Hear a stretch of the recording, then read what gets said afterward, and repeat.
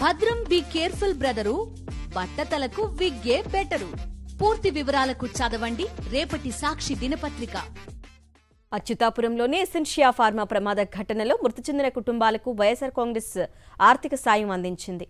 ప్రమాదం జరిగిన వెంటనే బాధిత కుటుంబాలకు ప్రకటించిన విధంగా మృతుల కుటుంబాలకి 5 లక్షల రూపాయల ఆర్థిక సహాయాన్ని ఎమ్మెల్సీ బొత్స సత్యనారాయణ అందించారు. ఈ కార్యక్రమంలో మాజీ మంత్రి గుడివాడ అమర్నాథ్తో పాటు మాజీ ఎమ్మెల్యేలు కన్నబాబురాజు, కరణం ధర్మశ్రీ తదితరులు పాల్గొన్నారు. బాధిత కుటుంబాలకు అండగా నిలిచి భరోసా కల్పించాలన్న ఉద్దేశంతోనే ఆర్థిక సహాయం అందిస్తున్నామంటున్న ఎమ్మెల్సీ బొత్స సత్యనారాయణతో మా విశాఖ ప్రతినిధి Anil face to face. Essentia company ప్రమాద ఘటనలో మృతి చెందిన కుటుంబాలకు వైఎస్ఆర్ కాంగ్రెస్ పార్టీ అండగా నిలవాలన్న ఉద్దేశంతో ఆర్థిక సహాయం ప్రకటించింది. ఆర్థిక సహాయం చెక్కులను పంపిణీ చేసేందుకు ఎమ్మెల్సీ బొత్స సత్యనారాయణ మృతుల కుటుంబాల వద్దకు వెళ్ళి చెక్కులు పంపిణీ చేశారు. ప్రస్తుతం బొత్స మనతో పాటు ఉన్నారు, మాట్లాడదాం. సార్, మీ పార్టీ నుంచి మీరు నేరుగా ఆర్థిక సహాయం ప్రకటించారు, కానీ ప్రభుత్వం నుంచి కానీ అధికారంలో ఉన్న పార్టీ నుంచి కానీ ఒక్క రూపాయి కూడా ఇవ్వలేదు. ఏ విధంగా చూడాలి?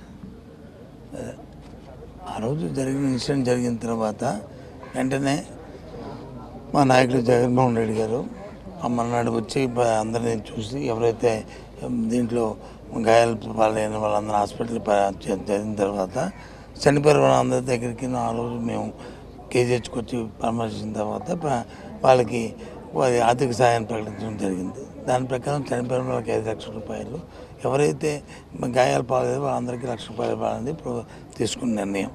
దాంతోపాటు ప్రభుత్వం ఇంతకుముందు ఇచ్చిన ఎల్జీ ఫార్మర్స్ ఏ విధమైన మనం కాంపన్సేషన్ ఇచ్చామో అంతకంటే మెరుగైనది ఇవ్వాలని కూడా మేము డిమాండ్ చేయడం జరిగింది.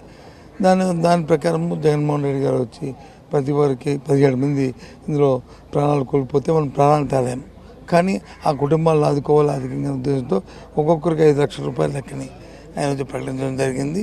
దాంతోపాటు 38 మంది అందులో గాయాల పాలయ్యి హాస్పిటల్లో ఉన్న వాళ్ళందరికీ కూడా 1 లక్ష రూపాయల లెక్కన ఆర్థిక సాయం చేయాలని.